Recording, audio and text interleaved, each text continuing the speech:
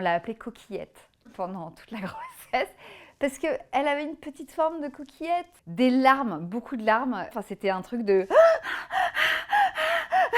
comme ça, voilà. Pour la deuxième grossesse, alors que l'aîné venait tout juste d'avoir 1 an, le cri a été encore plus fort et les larmes encore plus nombreuses. Wow, wow, wow, wow, wow, on est reparti pour un tour. Ok, il était là aux premières loges pour se prendre le coup d'adrénaline en pleine tête et en plein cœur, comme moi. Très light.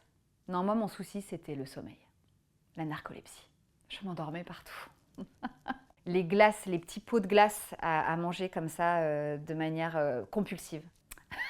Mon Dieu. Alors, Pablo, on l'a appelé Paco pendant très longtemps. Je ne sais pas pourquoi, il y avait un truc où ça nous permettait quand même de donner un peu une tendance tout en faisant un peu une blague. Donc, il s'est appelé Paco et notre fille, on l'a appelée Coquillette pendant toute la grossesse.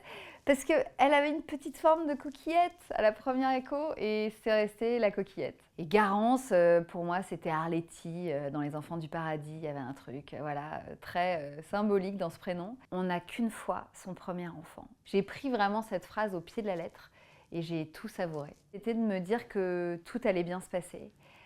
Parce qu'en fait, du coup, je ne me suis pas forcément assez préparée au postpartum, notamment, ou à l'allaitement. Et je sais que si c'était à refaire, je me préparerais beaucoup plus. Péri, alors que je pense que j'aurais aimé tester le physio. Mais comme je l'ignorais totalement, cette option-là, eh bien, je ne l'ai même pas envisagée. On aura beau galérer avant, pendant ou après, le moment de la rencontre avec son bébé, voilà, c'est ultime. Sans hésitation, restera cette merveilleuse épisiotomie que j'ai subie lors de mon premier accouchement.